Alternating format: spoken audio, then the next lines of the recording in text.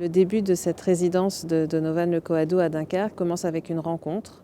C'est ma rencontre avec Stéphane Rémy, qui est le directeur du site de Total Oleum.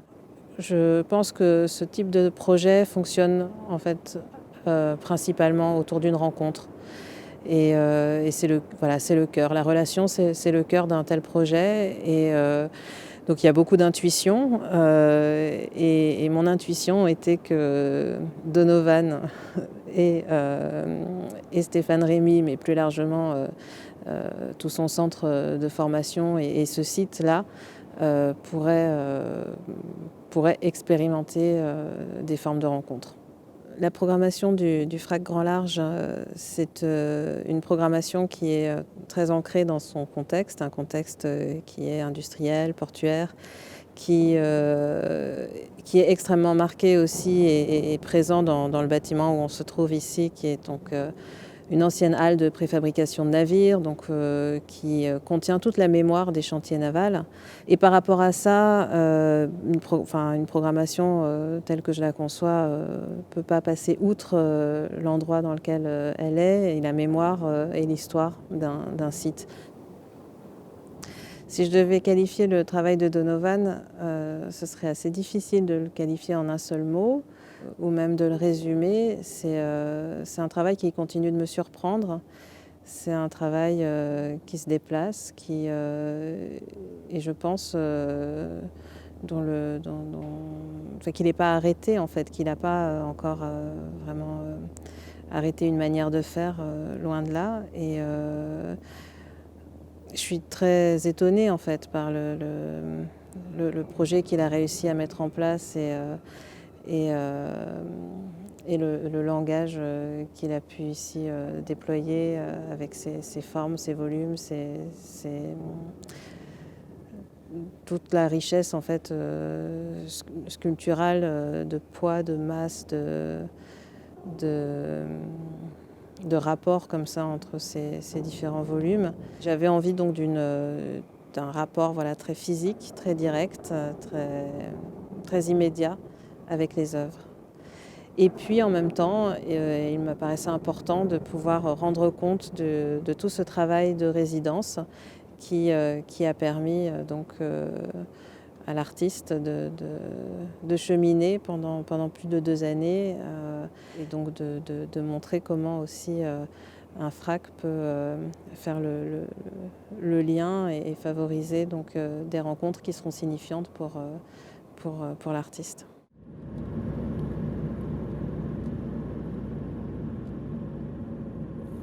Moi, j'ai commencé depuis quelques années à m'intéresser particulièrement au port de Dunkerque et à m'approprier un peu ce terrain, quoi, ce paysage. Dunkerque a la particularité d'être un port en activité, et il y a une grosse activité, quoi. Et aussi que la frontière entre les industries et le centre-ville soit vraiment très fine.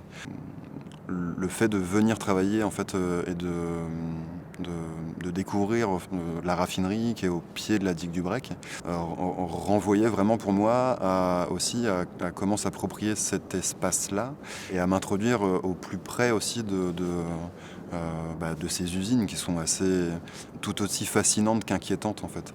Comme la digue du Brec où on est face à un horizon de la mer du Nord. D'un autre côté, on a ce paysage assez fantastique et industriel qui prend une dimension complètement un peu fantasmagorique ou gigantesque, quoi.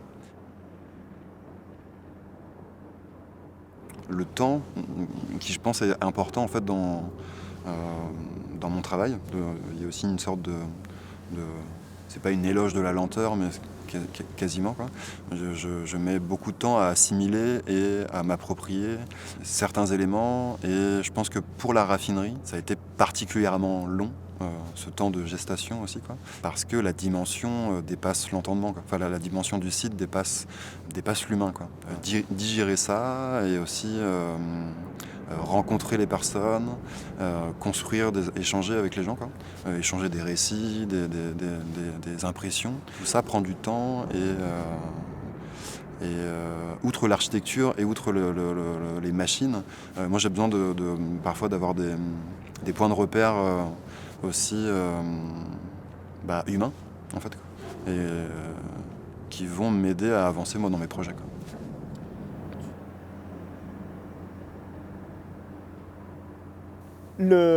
Les sites industriels, typiquement les installations de raffinage, de pétrochimie, effectivement, le grand public les connaît à travers, en passant sur l'autoroute ou à proximité d'une zone, et c'est quelque chose avec des grandes cheminées, des grandes colonnes qui interpellent, qui est assez complexe.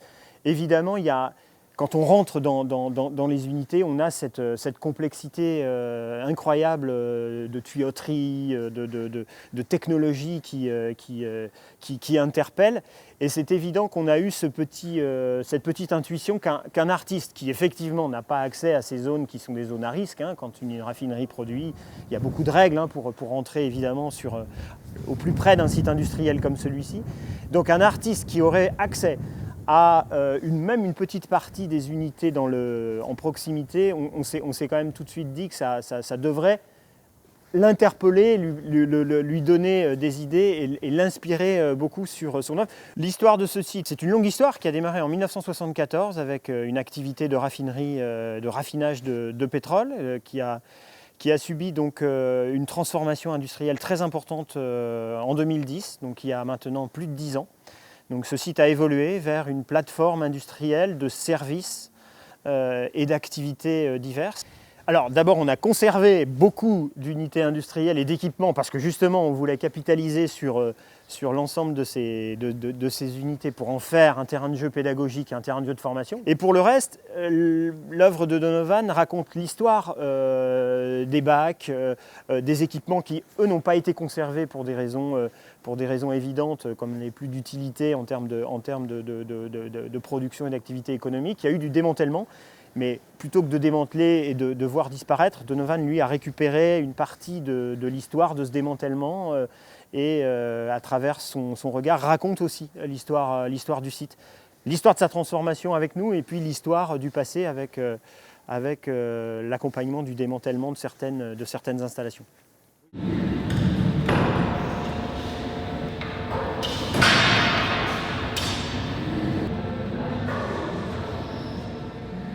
De par la dimension des objets que je déplace ou que je fais intervenir, il y a forcément une entraide et un besoin en fait d'échange, que ce soit dans la genèse des projets ou dans la construction. Parce que comme ce que j'amène ici, en fait, des pièces à porter en fait, et à éprouver en fait, quoi. Donc soulever des pièces en groupe renvoie aussi à autant la procession, le déplacement de ces œuvres qu'une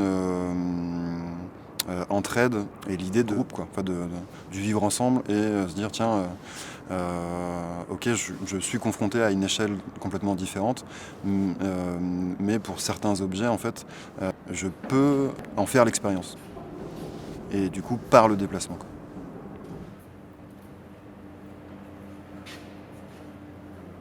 Forcément, en venant découper ces fragments dans ces cuves et en enroulant en fait le logo et le nom de la cuve, c'est pas seulement une architecture qu'on vient découper ou un volume qu'on vient découper et archiver. C'est une histoire d'une époque et une façon de construire et de voir le monde à l'époque. Et en fait, archiver cette histoire-là, pour moi, c'était assez important parce que en fait, ça a été là et on peut pas le nier.